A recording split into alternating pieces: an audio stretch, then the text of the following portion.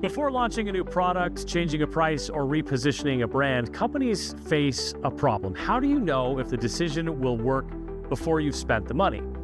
Fisga runs decision simulations that combine a company's internal data with real-world market signals to test outcomes before they happen. And today I'm joined by the company's three founders, Eduardo Henriques, Luis Farfan, and Mateo Munoz. They're here to discuss what brings teams to their door and what those high-stakes moments tend to reveal about how businesses make decisions. Gentlemen, thanks all of you for being with us. Thank you for having us. Yeah, thank you. Thanks for having us.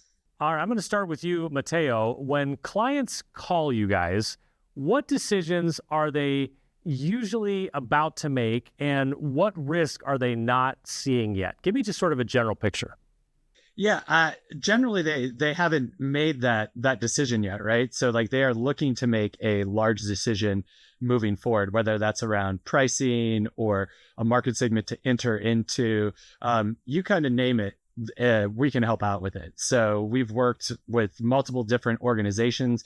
We tend to sit on the marketing, sales functionality, and strategic leadership of ideas, but we can tackle a vast array of insights or things that people need and bring them to them very, very quickly. And maybe Eduardo or Luis can pop in around that and add a little bit more context. But Eduardo is our traditional market researcher before we started using synthetic data and AI to help out. And the speeds that he was able to accomplish, because I will give him the props of being our initial founder, of being able to bring insight to people in 2 to 3 days, as opposed to 6 to 8 weeks, and at a cost that is way more efficient than what traditional market research means. It allows you to kickstart in a much quicker capacity than you traditionally would have at a much lower price. So we're democratizing strategic insights as well to people that might not have been able to accomplish them before through larger entities like a Deloitte or a KPMG or something like that. We're giving the little guy a little bit more now.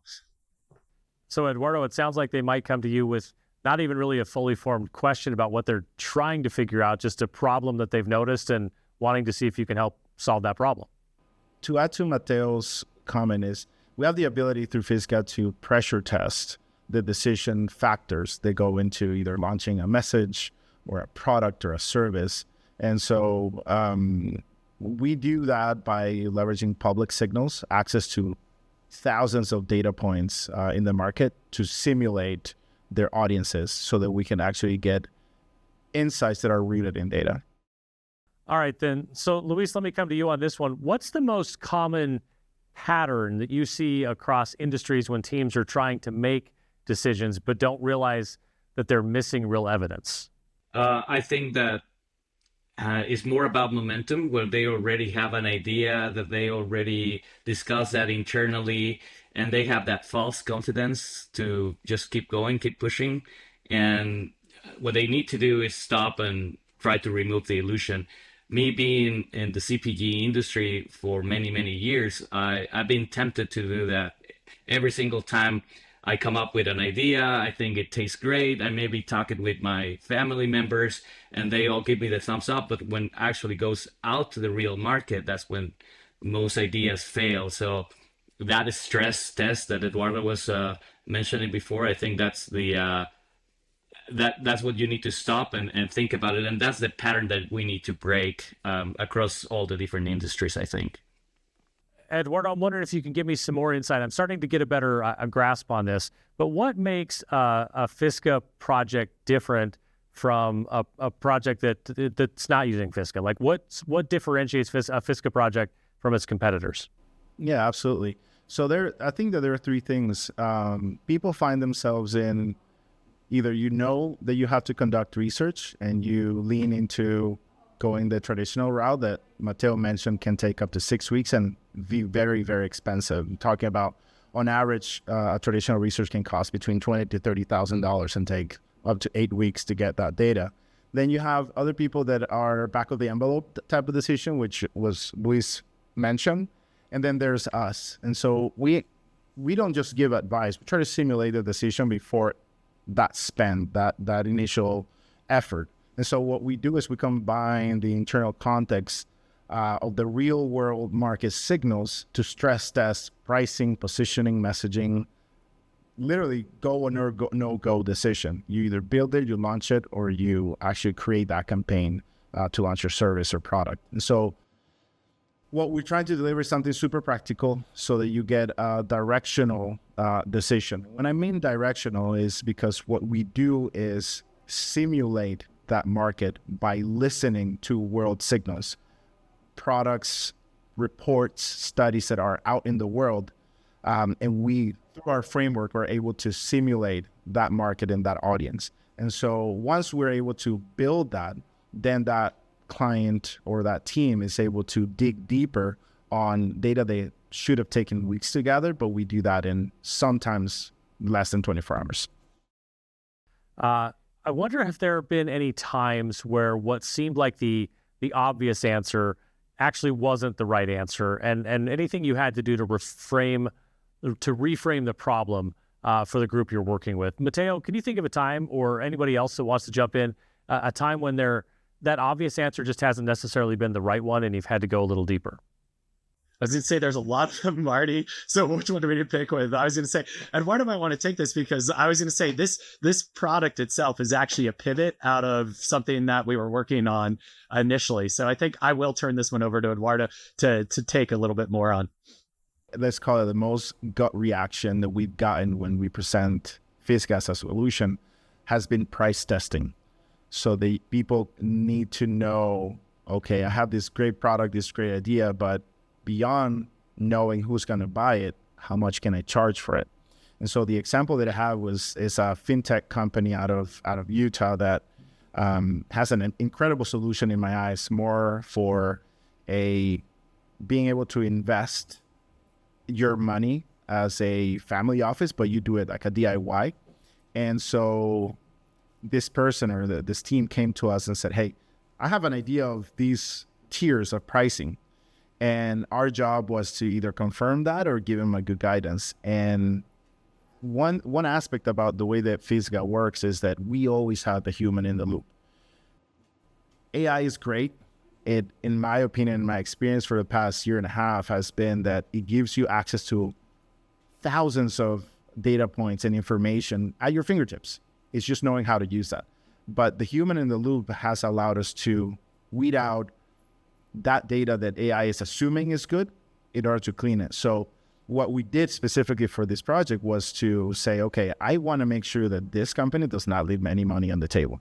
So that human in the loop went out of the regular context of the AI methodology, and we were able to come back to them and say, okay, I know that you had 3-4 different pricing brackets, but you're definitely undercharging.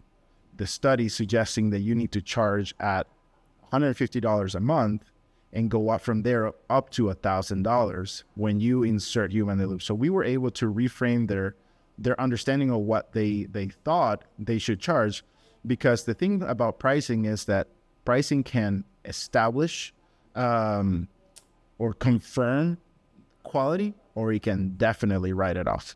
It can make you feel that, give you the confidence, say, okay, this is a good product because perception is reality. Or it can tell you, oh no, this is too cheap. I don't think this is good enough, or this is too expensive, to where the value dissipates.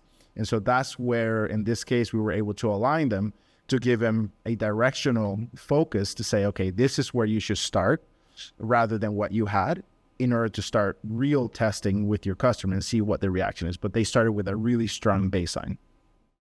I just want to add that, I mean, we don't analyze the market on the abstract. We actually simulate the decision itself out there.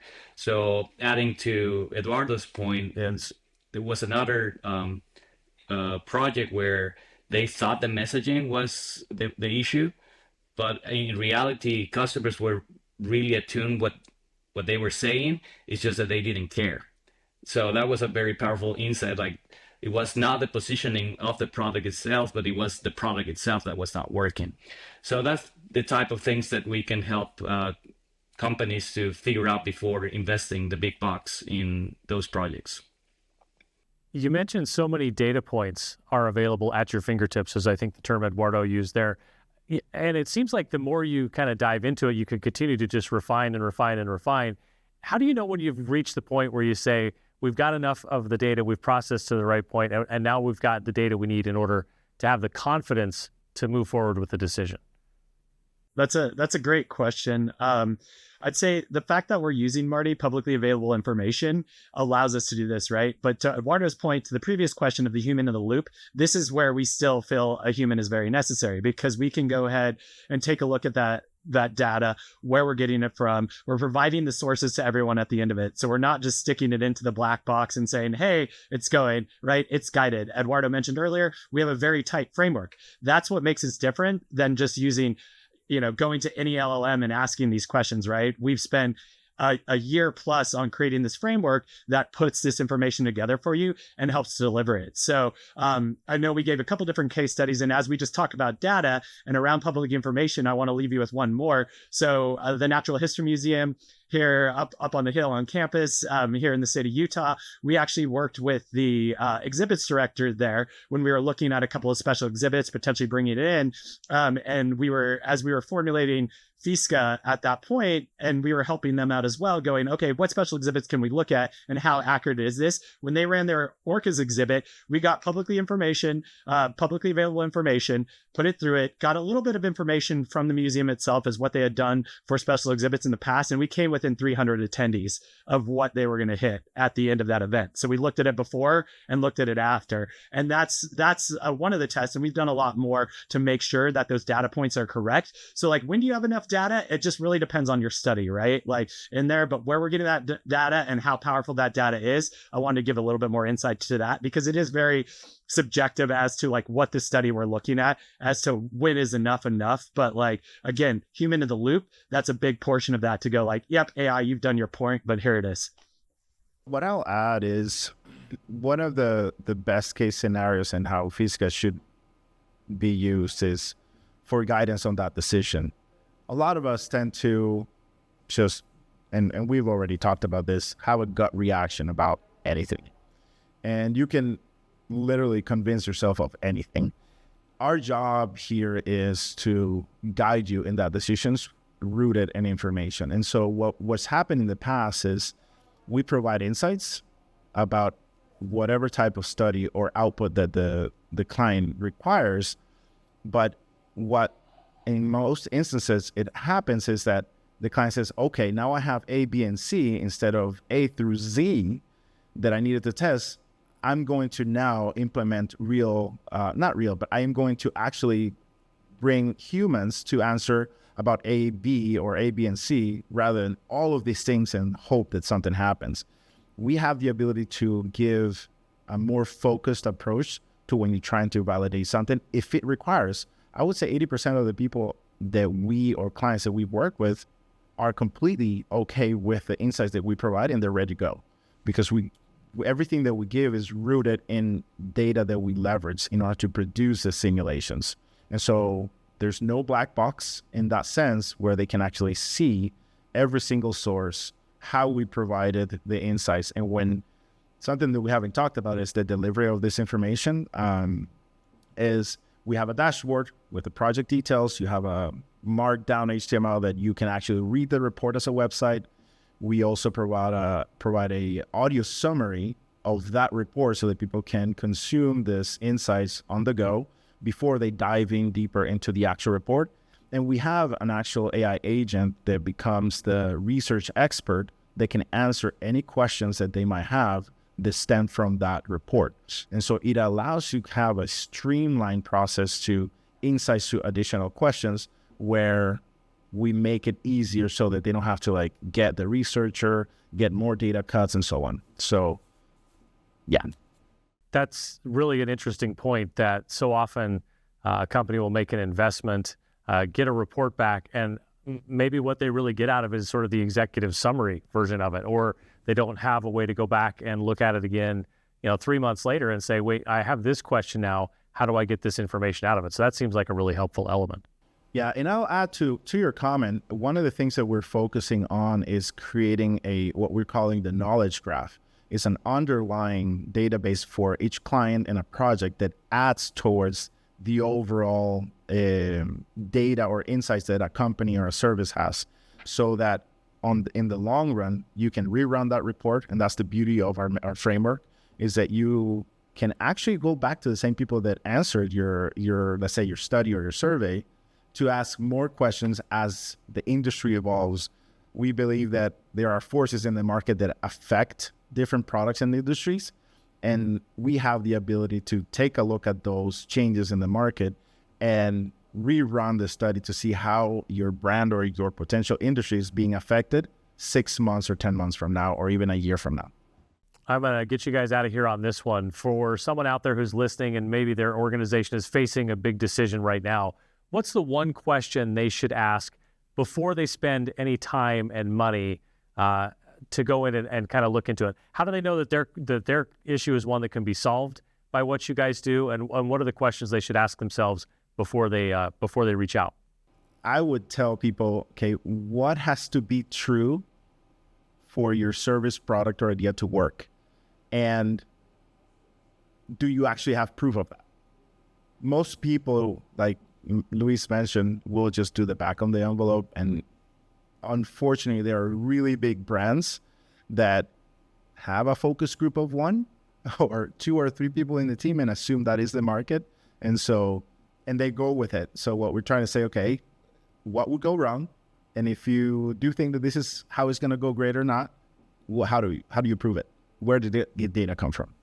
And Marty, I would say this is also kind of a difficult one to ask, right? Because it depends on how mature your company are. So like when we're at Tech Week in a couple of weeks, and when we're meeting a bunch of founders and potential businesses that are taking off, or young businesses, right? And they're looking at it, they're going to ask themselves much harder questions, right? Like, because that value spend, you can't really test it as much, right? So going in and utilizing something like Fisga and asking yourself, okay, hey, do I know what my pricing should be, right? Do I know how I should go to market? Like, should we be running these campaigns? Do I actually have a market, right? These are things that we tend to, as founders, and we've done it ourselves, right? Like Luis and Eduardo and I talk about this a lot, go, hey, like we're just using the gut, as we've been saying throughout this, and going, this looks good, right? Like maybe this is like having Fisga and actually stress testing our own product has been amazing. And then working with other startups to see and go, okay, we're going to help you validate. We're going to go out to see the market. Because one thing we haven't really touched on, like within this, which is part of our secret sauce that we're willing to talk about, because we don't talk about all of it, but we're creating digital twins and surveying, as we've alluded to a few times. But those digital twins, so we're taking a Marty, we're taking a Mateo, and Eduardo, and a Luis, and we're actually surveying and we're paneling them and asking them these questions, right, to where we can. And then, as Eduardo noted in our tech, you can then come back right away and ask it, oh, hey, you didn't tell me this. I need to know this. Can you give that to me? And it'll either tell you, or it'll tell you, hey, we can't do it now, but you need to run another study. And Fisga can help you out with that, but we have to go ahead and create those guardrails to do that. So that's a bit of the power, but again, it really kind of depends. So like, as we look at Tech Week, we've been really ramping up. So you might be getting a little bit more of the answers around us on like how we're going to talk to founders and younger companies and VCs and private equity as they look to invest in companies, because we have been talking to some of them about using our product, versus someone that's way more mature, right? Like, that might need to go like, okay, we're going to think about taking out a new product, but we have all these resources, right? We have hundreds of thousands of dollars versus like, I have $10,000. What am I going to do here to get this off the ground and running? And just to finish the idea that Eduardo placed before, that if you don't have the answer to that question, then you're not ready to spend, you're not ready to scale. What you're ready is to actually check if your decision is true and test it. And that's what we're here for. Well, Eduardo Henriques, Luis Farfan, and Mateo Munoz from Fisga, thanks so much for sharing how your teams help make sense of uncertainty and helping do that when it really counts. Of course, you can learn more about Fisga at fisga.co. That's Fisga.co. Gentlemen, thanks so much for your time. Thank you. It was a pleasure. Thank you. Thank you.